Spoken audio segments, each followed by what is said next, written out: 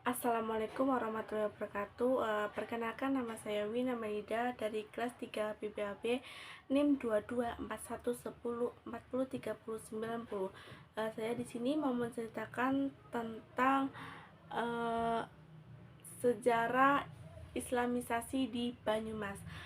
Materi pertama yaitu potret masyarakat Jawa Tengah bagian barat selatan Banyumasan pra-Islam.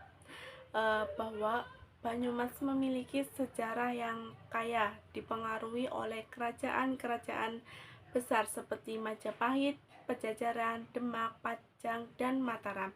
Wilayah Banyumas yang awalnya bagian dari kerajaan-kerajaan tersebut kemudian memiliki perkembangan sejarahnya sendiri. Sejarah Banyumas tampaknya terkait dengan kerajaan Galuh Purba dan perubahan kekuasaan dari Tarumanegara ke Galuh Kawali yang pada akhirnya melahirkan kerajaan Pajajaran. Selain itu, masyarakat Banyumas dijelaskan memiliki karakteristik sosial yang unik, seperti gaya berbicara dan perilaku yang mencerminkan struktur sosial sederhana namun mandiri. Dari sisi ekonomi, kondisi alam yang subur di Pulau Jawa termasuk Banyumas mendukung pertanian dan perdagangan. Selain itu, cuaca dan sungai-sungai menjadi faktor penting dalam pola ekonomi masyarakat pada masa itu. Pembahasan juga mencakup beberapa tokoh dan karakter dalam pewayangan, seperti Bawor yang mencerminkan karakteristik dan filosofi hidup masyarakat Banyumas. Selain itu, terdapat informasi tentang perubahan struktur sosial di daerah Kebumen yang mempengaruhi budaya dan karakter masyarakat setempat. Secara keseluruhan, teks memberikan gambaran yang cukup mendalam tentang sejarah, sosial, dan ekonomi masyarakat Banyumas, serta perubahan-perubahan yang terjadi dalam perkembangan wilayah tersebut. Namun, jika dilihat dari luasnya wilayah kekuasaan Galuh Purba, sangat mungkin kerajaan-kerajaan tersebut menjadi bagian dari wilayah kerajaan besar Galuh Purba. Uh, Kerajaan-kerajaan tersebut adalah yang pertama Kerajaan Galuh Rahyang berlokasi di Brebes, beribu kota di Medang Pangramasan. Kedua, Kerajaan Galuh Kalongan berlokasi di Roban, beribu kota di Medan Pangramasan. Yang ketiga, Kerajaan Galuh Laleyan berlokasi di Cilacap, beribu kota di Medan Kamulan. Yang keempat, Kerajaan Galuh Taduran berlokasi di Panajung, beribu kota di Bagolo. Yang kelima, Kerajaan Galuh Kumara berlokasi di Tegal, beribu kota di Medan Kamulyan. Yang keenam, Kerajaan Galuh Pataka berlokasi di Nanggalancap, beribu kota di Pataka. Yang ketujuh, Kerajaan Galuh Negara Tengah berlokasi di Cienang, beribu kota di Bojong Lopang. Yang kedelapan, Kerajaan Galuh Imbanagara berlokasi di Barunai Pabuaran, beribu kota di Imbanagara. Yang sembilan, Kerajaan Galuh Kalingga berlokasi di Bojong, beribu kota di Karangkamlian. Salah satu alasan bahwa kesembilan kerajaan Galuh di atas adalah bagian dari wilayah kekuasaan Galuh Purba adalah wilayah kerajaan Galuh Purba yang meliputi Indramayu, Cirebon, Brebes, Tegal, Pemalang, Bumiayu, Banyumas, Cilacap, Purbalingga, Banjarnegara, Kebumen, dan bahkan ada yang menyebut sampai Kedu, Kulon Progo, hingga Purwodadi. Dalam kehidupan ekonomi masyarakat, dari sisi kondisi alam tersebut, seluruh daratan di Pulau Jawa dikenal dengan kesuburan tanah dan curah hujannya yang tinggi. Faktor alam inilah yang kemudian membuat masyarakat di Pulau Jawa mampu mengembangkan budidaya pertanian lahan basah dengan ekspedisi hasil pertanian yang unik antara satu daerah desa dengan daerah yang lain. Beberapa daerah yang dikelilingi atau diapit oleh beberapa pegunungan vulkanik serta dataran-dataran tinggi bahkan cenderung terisolasi dari pengurus sosialisasi politik dunia luar. Pada masa pra-Islam dan kolonialisme Eropa masuk ke Pulau Jawa, masyarakat hanya bertumpu pada sungai-sungai sebagai sarana penghubung antara masyarakat di satu daerah dengan daerah lain. Bahkan jauh pendeknya aliran sungai di Pulau Jawa turut membentuk mata rantai kekuasaan yang ada kala itu. Sebagai contoh, misalnya aliran sungai Brantas dan Begawan Solo yang dijadikan sarana penghubung jarak jauh oleh masyarakat telah berhasil membentuk pusat kerajaan besar yaitu Majapahit dan Mataram. Sementara itu, sungai-sungai lain yang umumnya beraliran pendek tidak mampu membentuk relasi masyarakat dalam skala besar, sehingga dari sisi kekuasaan yang terbangun juga relatif kecil. Kadipaten pada masa ini, masyarakat tidak lagi hanya mengandalkan sungai sebagai jalur distribusi perekonomian, tetapi juga laut dengan berbagai dermaga dan pelabuhannya. Profesi masyarakat juga berkembang, tidak lagi hanya menjadi petani, melainkan ada beberapa yang menjadi pedagang, eksportir barang, atau penguasa kapal angkut barang.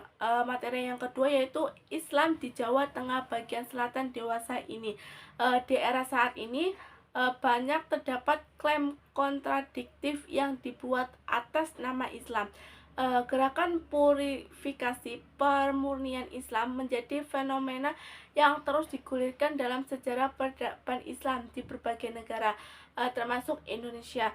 Jika seseorang bertanya tentang Islam, maka berbagai tanggapan langsung bisa diperoleh begitu saja, tergantung kepada siapa kita bertanya. Bangsa Barat acap kali mengeluh dengan sulitnya mempelajari apakah Islam mendukung atau menolak praktik penyanderaan, bunuh diri, jihad, dan kewajiban perempuan untuk berhijab. Hal ini ditemukan pada gerakan Puritanisme 65 yang lahir sebagai paham baru yang dipelopori gerakan Wahabi pada abad ke-18 dan Salafi pada akhir abad ke-19. Gerakan ini bahkan masa aktif hingga abad ke-21 ini. Puritan menurut Karen Armstrong merupakan agama yang diyakini oleh sekelompok orang yang sangat teguh, berpegang pada peraturan-peraturan berdasarkan interpretasi harfiah murni yang bersumber dari kitab suci dan tradisi Islam pada masa awal 66. Puritanisme bertujuan untuk mengajak umat Islam kembali ke sebuah identitas Islam otentik melalui implementasi kembali hukum syariah.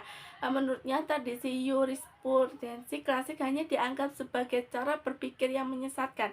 Islam Puritan sering dianggap tidak mempertimbangkan proses asimilasi dan akulturasi dan kepercayaan setempat. Akibatnya, banyak halangan yang berpandangan bahwa Islam Puritan terinspirasi oleh Wahabisme yang sangat gencar melawan semua bentuk apresiasi terhadap adat dan tradisi lokal. Persoalan yang mengganggu adalah segala hal yang diamalkan oleh kaum Puritan akan dijustifikasi dan dilegitimasi sebagai hukum Tuhan yang bersifat mutlak.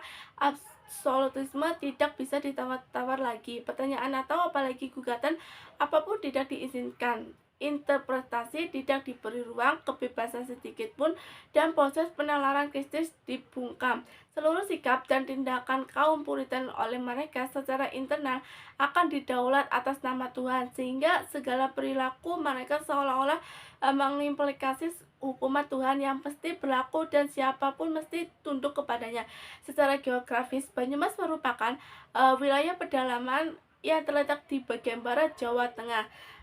Daerah itu membentang dari perbatasan Kabupaten Kebumen di sebelah timur ke arah barat sampai lembah Sungai Citandui yang berbatasan dengan daerah Jawa Barat bagian selatan. Kondisi tanahnya terdiri dari lapisan vulkanis muda dan sebagian besar wilayahnya itu berupa persawahan yang subur dan sangat cocok untuk budidaya padi. Berdasarkan pengamatan peneliti, terdapat dua organisasi keislaman yang Puritan yang berkembang di wilayah ini adalah Majelis Tashrif Al-Quran dan Al-Irsyad. Di sini ada tren Islam modern, sebagaimana diungkapkan oleh Gus Dur dan Abdurrahman Wahid. Indonesia adalah negerinya orang-orang moderat atau disebut juga Islam Wasatiyah. Terdapat dua ormas besar di Indonesia, yaitu NU dan Muhammadiyah, yang menjaga dan memperkokoh posisi dan perannya dalam dinamika kehidupan umat bangsa dan dunia global sebagai kekuatan dakwah dan misi Islam sebagai rahmatan lil alamin. Keberadaan dan peran ormas-ormas Islam yang lahir awal abad ke-20 itu tetap istiqomah dan memberi warna keseimbangan sebagai kekuatan. Di sini juga ada tren Islam liberal. Lahirnya pemikiran Islam liberal di kalangan pemikir dan intelektual Indonesia tidak dapat terlepas dari pengaruh dari para pemikir barat yang mengagas liberasi Islam. Gerakan Islam liberal menolak segala tafsiran yang dianggap lama dari kolot mengenai agama, termasuk hal yang telah menjadi ijma ulama, termasuk tafsiran daripada Rasulullah dan sahabat berserta ulama mujtahid. Bagi mereka, agama hendaklah disesuaikan kepada realitas semasa, sekalipun terpaksa menafikan atau menadiakan hukum-hukum dan peraturan agama yang telah ditetapkan dengan nas-nas syariat. Sekian dari saya. Wassalamualaikum warahmatullahi wabarakatuh.